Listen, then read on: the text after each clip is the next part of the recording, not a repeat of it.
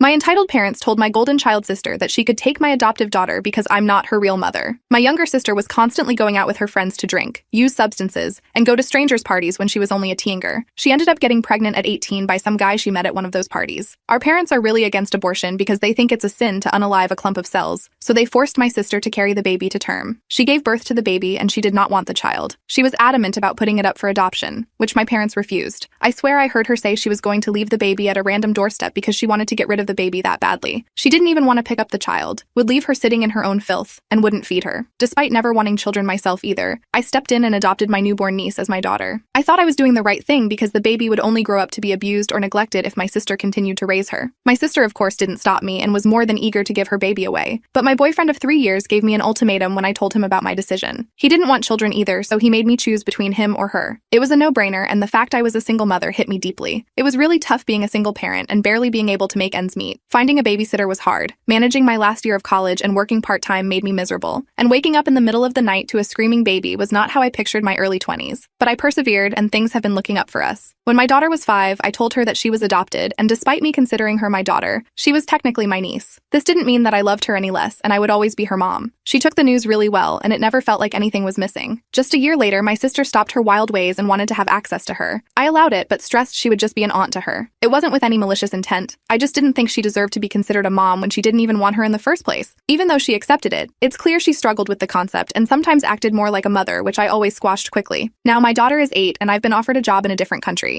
The pay is almost double my current salary, and the company is helping us find a home, putting my daughter in an international school and after-school care. I would be a fool not to take the promotion, and I told my parents to celebrate the wonderful news. But they weren't happy with it at all. They had a meltdown about how I can't do this. It's cruel to take my daughter away from her family, and it's not fair to my sister. My sister has told me she won't allow me to move away with her and that she'll fight in court to get my daughter back. I thought that was completely uncalled for because I had done all the hard parts. I had raised her properly and made sure she got the love she was entitled to. It was obvious that my sister only wanted her because now the hard part was over with, and my daughter was a wonderful, mannered little girl. I've talked to lawyers, and it seems she doesn't have a leg to stand on as my daughter is legally my daughter. But the rest of my family is telling me I'm being extremely cruel, and if I cared about my sister, I'd turn this job down. I have sacrificed and suffered so much because of my family, long before my daughter was born. I left home at 16 and finished my education. Meanwhile, my sister is the golden child who gets away with everything. She even lives with our parents rent-free and doesn't work. As for my daughter, she is excited to be moving and has no solid opinion on my sister. They don't have any sort of bond, and I know she wouldn't exactly be sad about leaving my sister behind. I feel like my family is angling for me to eventually just hand my daughter back over as if I was just a temporary filler for my sister, which will obviously never happen, and my lawyers are involved in this matter.